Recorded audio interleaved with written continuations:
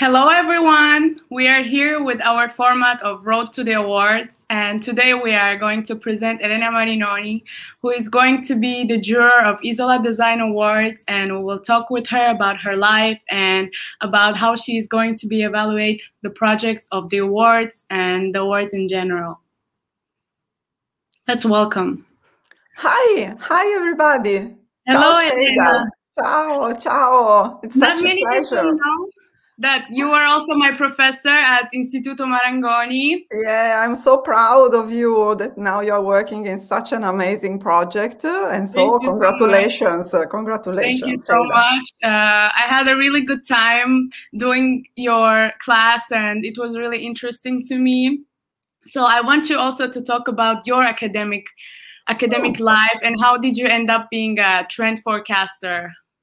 Well, my background is in strategic design, and I've been working in this field over the past 20 years. And eventually, at the time of the university in Politecnico of Milano, I fell in love with trend forecasting. And I graduated with a thesis on trend forecasting. And then over the time, I've been lucky enough to become a professional in this field. And now I work as the head of trend research at Next Atlas, which is a trend forecasting online platform, which leverages the power of artificial intelligence to spot trends across a number of different fields, included fashion design and many more. And I'm also the program leader for the visual design department at the School of Design in Istituto Marangoni. That is really good. We didn't have a chance to meet at Istituto Marangoni because of this pandemic, so we always meet online. And tell me, what is in your professor life in the university? What is your main criteria to evaluate the students? How do you see the talent? Because it is really hard with all the talented people that go to the university to spot someone who has a different view or a different approach. Hey, what a question, Sheyda. What a question. I mean, now that we are back at school and whenever you want, you are more than welcome to have a coffee with me and with all your previous tutors. Well, it's a process, I think. It's a process. It's not something that you realize at first sight. And actually training yourself in a complex field such as design means that throughout a path you are able to gain a number of different skills, but without passion, without creativity, without commitment, you can't do it, and you know better than me. And so this is just a starting point. At Marangoni, for instance, we firmly believe in an ideal of school as a community hub to help students enhance their talent, but also transform their passion into a profession. And it takes time, but it's the best job in the world, I think. Thank you so much. And how will you take your experience to the awards? How will you evaluate the designers that will be applying to the Isola Design Awards? What will you be looking for? Well, given the fact that my job is about forecasting, it's about understanding the weak signals of a future which is already here. I will look first of all in projects that are able somehow to pave the way for a new scenario, for a new future. And in addition to this, I will for sure prefer all the projects that are about sense-making and that are also conceived in order to have a societal and environmental positive impact. And so these are the criteria of evaluation that I'm going to apply.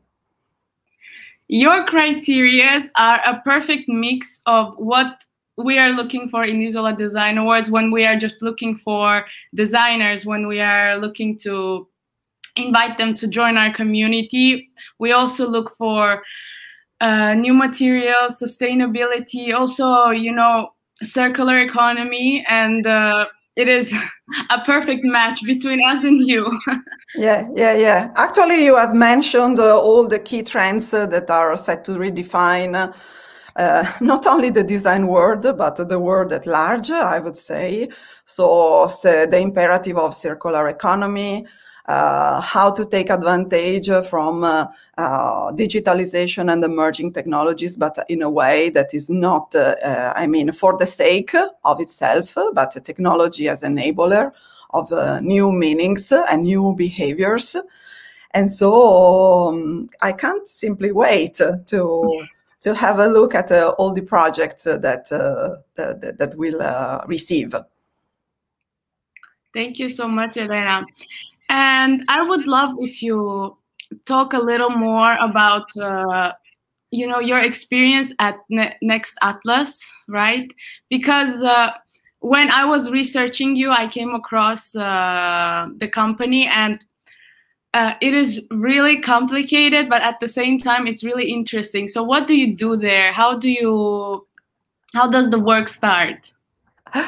Well, the Next Atlas is a very innovative way to forecast the trends, because it's not just based on a qualitative approach to trend forecasting. It's not only based on the opinion of experts, but actually it's a data-driven approach to trend forecasting.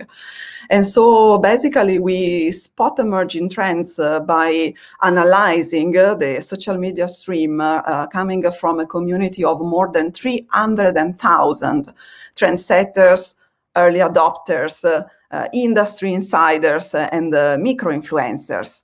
And we leverage the power of computer vision and machine learning to identify emerging patterns across a number of different fields.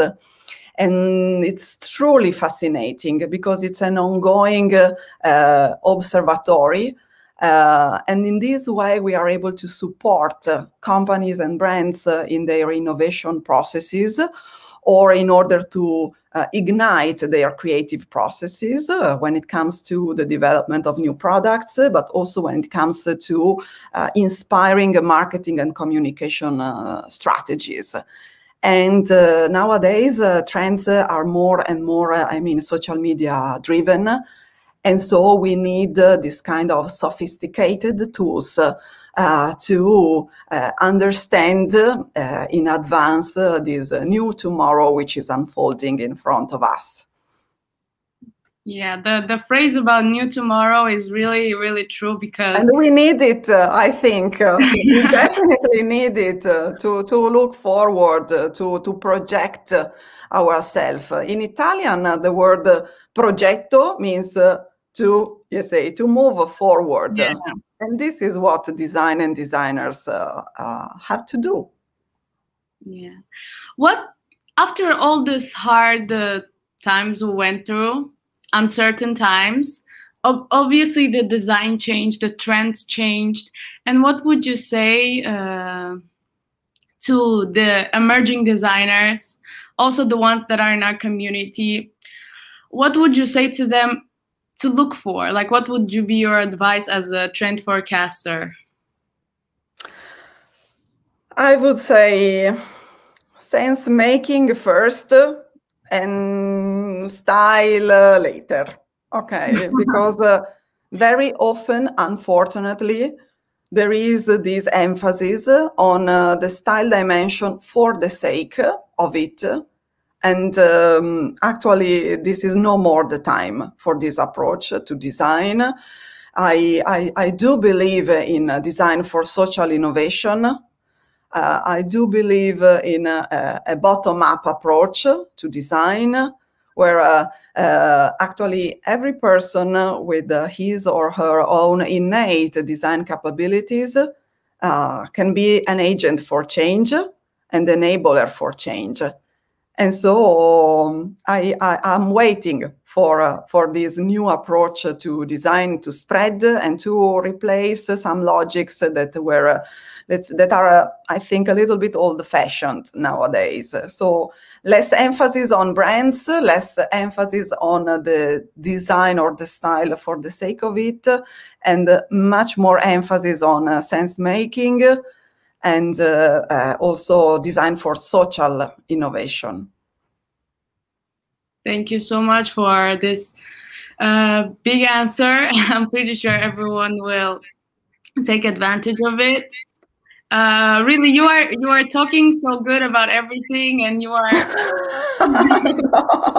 Thank you, Sheyda. You're a lovely girl, and I really wait for you at school to have a coffee. I will come for sure. With Marcella, yes. Yes, I really miss everyone. And I wanted also to ask you, as how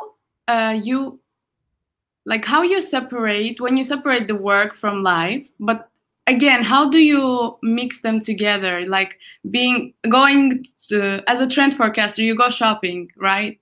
And you already know, I'm not saying shopping for clothes, I'm saying shopping for furniture, magazines, everything, but you already know, have in the back of your head that what should I get or what shouldn't I get. It's really interesting to really have all this knowledge and to know how you mix them again. Do you mean if I, let's say, take advantage from the insight that I collect in my job as a trend forecaster in my personal life? Well, there is an interesting, I think, short circuit. But for instance, if I have to say what are the latest things that I've bought, you won't believe me. I have bought three trees. I mean, huge trees. Yes, it's a few years that I have decided to move in the countryside, and I'm growing my vegetable and garden, and I'm spending all my money in plants, flowers, and trees, and this is what makes me feel good. And all my leisure time is there. But apart from this, I would say that this is also a trend. At the Next Atlas, we named it Rurbanism. It's about commuting between the city and the countryside to find a work-life balance that is all about well-being, that is all about being back to nature. And it's all about taking advantage from the city, but also having the opportunity to be in the nature. And so, in this sense, I would say that I'm perfectly in trend. Really. I am also in the countryside right now, and I really, really understand what you mean, especially after Milan. It feels really weird to be surrounded by trees. And my mom, she is just like you, she's crazy for all the plants, all the trees. So I think also the times of the quarantine has really impacted this the having trees in the house. And I feel like it's something good that came out of a not so good situation. Well, we feel like we should be next to nature, near nature, even if we are not able to be in the mountains or in the seaside, bringing it closer. What else did you find that you're interested in during these times? I think that we have witnessed more and more the quest for well-being as a macro trend. And well-being means physical and mental well-being. combined together. And this is the leading driver of change, I think, in terms of redefining also behaviors. And design can be a form of a therapy, I would say. And I'm extremely interested in this frontier of design for well-being, design intended as a way to enable and foster people's well-being. So a design that is sometimes subtle and that is there to make you feel good and to facilitate your life or to relieve, for instance, your cognitive burdens or your screen fatigue. And so this is, for instance, another interesting aspect of design that I would love to find in the project that we'll be receiving in the award. It's really, really good how you talked about well-being. I for your class, I was doing a project related to that, so I had a little bit of a deja vu. Yeah, definitely.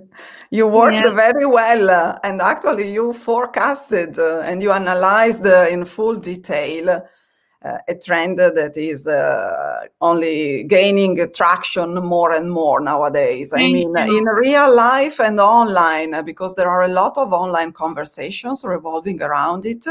And at the Next Atlas, we literally speaking measure the amount of conversations that some topics or some trends are able to trigger. And this is something that is going to be huge more and more in the future.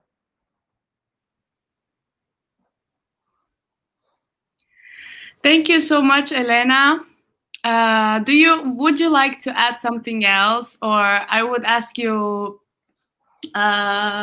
what advices? I already asked you, but also I would ask, what advices would you give to students, to young people right now who would also want to be in your field, who would, because 20 years ago it was different from what it is now, because now it is so much harder to forecast them, to learn them, so they have to learn from the best, you know. And what would you say to them? Well, the COVID-19 outbreak worked as a boost for a number of different trends that were already, on the way.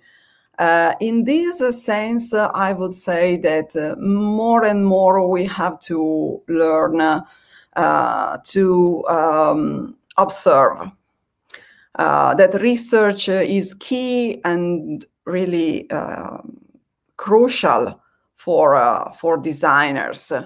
The more we observe, the more we connect the dots, the more we use design also a methodology, meaning design thinking as a way to cope with uncertainty, as a way to cope with a future that is characterized by continuous discontinuities, and the better it is. So research first and design later, I would say. And this is the reason why I'm so passionate about trend research, because it's not only a discipline, but it's also a strategic tool. And no matter if you are a designer, an entrepreneur, a wannabe designer, or a creative person, this is a valuable way to not necessarily to find answers, but to ask you the right questions. And this is my advice. Learn how to ask you the right questions, and don't rush in finding answers. Thank you so much, Elena. It was really wonderful to talk to you and have this amazing conversation. We had Elena Marinoni with us in Road to the Awards. So please join Isola Design Awards and Isola Design Festival to know more. And we can't wait to see you all there. And thank you, Elena, one more time. Join us. Bye, bye, bye. See you. Bye. Thank you, Sheyda. Thank you. Thank you.